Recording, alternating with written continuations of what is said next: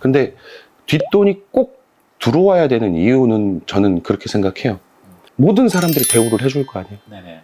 술을 한 잔 더 드릴 거고. 네. 그럼 얼마나 구세 성불이 빠르겠어요. 조상님들이 도와주시는데. 그래도 최근 유튜브에서 상당히 많은 선생님들이 뒷돈 받는 행위, 네. 여기에 대해서 정말 많이 좀 비판을 하고 계시거든요. 뒷돈을 받는 부분에 대해서 비판을 한다. 네네. 굿할 때 뒷돈을 받는 행위에 대해서. 그게 근데 네. 대답은 해드리겠는데 네. 그렇게 비판할 정도로 굿하는 사람도 요즘 많나 봐요. 사실 많죠. 네. 뒷돈은 사실 신도분들이 굿 맡길 때 제일 먼저 걱정하는 게 뒷돈이라고 하시더라고요. 네. 그만큼 보편화되어 있다는 거죠. 그럼 이건 대답을 일단은 제 기준에서 말씀을 드릴게요. 네. 제 말이 맞다 틀리다는 아니고 네. 저는 그렇다는 거예요. 네. 그리고 강요하는 것도 아니고 네. 저는 일단은 굿 가격이 딱 책정이 될 때 네. 뒷돈까지 포함된 가격을 책정을 해요. 예를 들면 제가 1,000만 원이다? 예를 들었어요. 그러면 애초에 1,100을 불러요. 그래서 그날 그냥 오시면 돼요. 안내를 드리고 네네. 굿 당일날 아침에 제가 봉투를 드릴 겁니다. 그럼 그 돈을 쓰시면 돼요. 그리고 기분이 좋으시면 조금 더 사비를 꺼내셔도 되기는 합니다라고 안내를 드려요. 네네. 그리고 제가 굿 당일날 아침에 들어오시면은 10,000원짜리를 50만 원이든 100만 원이든 찾아갖고 드려요. 이걸로 이따가 쓰시면 돼요. 그러다가 그 집이 제가 집이 조금 상황이 힘든 집이다. 그러면 제가 제 현금을 써요. 제 가방에서 클러치백에서 꺼내서 제가 드려요. 돈을. 근데 뒷돈이 꼭 들어와야 되는 이유는 저는 그렇게 생각해요. 이분이 굿 당일날 네네. 어찌됐든 간에 굿의 시작서부터 끝에까지. 근데 굿당에서는 굿을 진행해 나가는 굿당에서는 그날은 끝나지만 우리의 굿의 내용은 끝은 아니잖아요. 그렇죠. 하나의 과정이잖아요.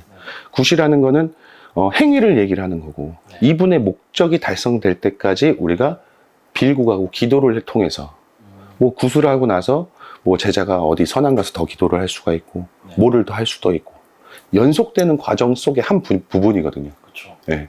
그럼 시작서부터 끝까지 네. 탈이 안 잡혀야 돼. 문제가 안 생기고.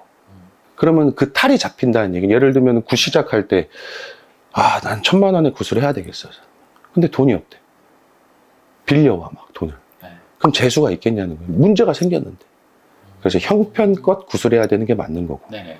그리고 그 안에서 뒷돈 또한 형편껏 부담 안 되는 선에서 써주면 좋은 건데 네네. 억지로 강요한다. 그러면 그것 또한 문제가 있다고 봐요. 그래서 저 같은 경우는 그날 그 제갓집이 대우받고 기분 좋게 뒷말 안 나오고 그 굿당에 어차피 굿판에 제갓집에 조상님들이 걸음을 하실 거라는 거지. 네. 그 걸음하신 조상님들이 다시 돌아가실 때 네. 뿌듯해서 우리 자손 때문에 이렇게 대우받고 간다고. 모든 사람들이 대우를 해줄 거 아니에요. 네네. 술을 한 잔 더 드릴 거고. 네. 그럼 얼마나 굿의 성불이 빠르겠어요. 조상님들이 도와주시는데. 그렇죠. 그런 대우의 목적. 아. 뒷말이 안 나오고. 네. 그러면은 굿도 잘 된 거고. 성불이 빨라진다는 거죠. 그래서 될 수 있으면 제갓집들 뒷돈을 그런 의미로 쓰고 저 같은 경우는 일단은 그 굿비에 포함을 시켜서 네. 아침에 제가 드린다. 사실 근데 굿을 하시는 분들이 네. 대부분 정말 어려우신 분이에요. 돈이 없으신 분들이 대부분이잖아요. 그렇죠. 네. 그러니까 굿을 하실 때 이미 이제 대출이든 누구한테 빌려서 하는데 뒷돈까지 또 빌려서 하는 게 되다 보니까 사실 지금 이런 계속 말이 나오는 상황이거든요. 네. 뒷돈까지 빌려서 하는 상황은 네. 그거는 아닌 것 같아요. 뒷돈까지 네. 이렇게 빌려서 하는 건 굿비도 말도 안 되는 거라고 생각하거든요.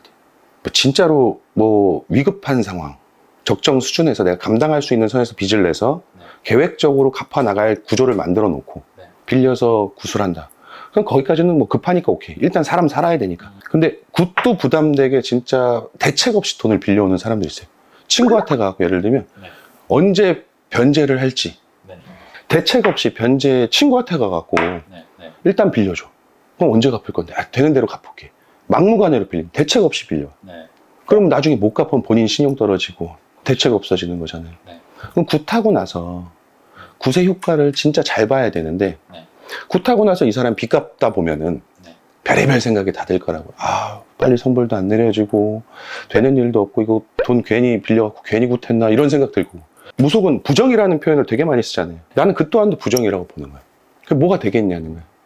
무당이 공수를 나갈 때는 저는 이렇게 생각해요. 무당이 뱉은 말은 해결이 가능하니까 뱉는다고 보거든요. 네. 신령님들 공수를 내려줄 때 해결 가능한 선에서 공수를 내린다고 생각 들어요, 저는.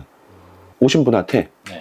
너 이렇게 해서 굿하면 좋아질 수 있어. 해갖고 공수를 내렸어. 그럼 굿이 얼마야? 굿 가격도 맞춰야 되니까. 무턱대고 뭐 할 수는 없잖아요. 네. 근데 이 정도까지는 돼. 근데 너는 얼마까지 되니? 네. 합의를 해. 그래갖고 본인이 감당할 수 있는 선에서 빚을 내오든 뭐 이 사람이 할 거 아니에요. 그럼 그 계획 또한 들어봐야 되는 거거든요. 근데 내가 들었을 때 합당하지가 않아. 대책이 없어 보여. 괜히 막 카드 긁자 그러고 36개월 하자 그러고 뭐 대체 사채 끌어오고 그럼 그거 받아야 돼? 그 돈을? 안 되잖아요. 네네네. 그럼 그 돈 못 받으니까 내가 그러면은 해줄 수 있는 선까지는 버텨주는 거예요. 그럼 네가 어떻게 해서 계획을 잡고 돈을 좀 모아오든 변제 계획을 잡아서 네가 돈을 빌려오든 네. 합당한 선에서 네가 인간이 부담되지 않는 선에서 좀 진행을 한번 해보자. 네. 대신 네가 그 돈을 구할 때까지는 우리가 합의를 하자. 근데 신령님께도 부탁을 드릴게. 기도를 통해 갖고 조금 시간을 번다든지. 네. 나는 그렇게 진행하거든요, 저는. 근데 막무가내로 갔다가 돈 끌어온다고 그냥 좋다고 갔다가 굿해버리고 나서 네. 그 문제 생기죠. 그래서 예전에는 뭐 굿당 안에서 네.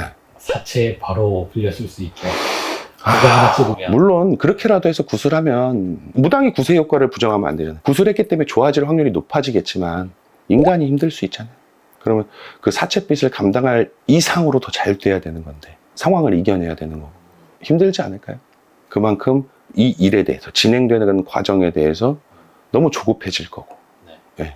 무당 또한 기도하는 나 또한 또 이렇게 해줄 때 너무 조급한 뭔가가 이루어질 거고 그러다 보면 서로 틀어지게 되겠죠. 끝이 보이는 거예요.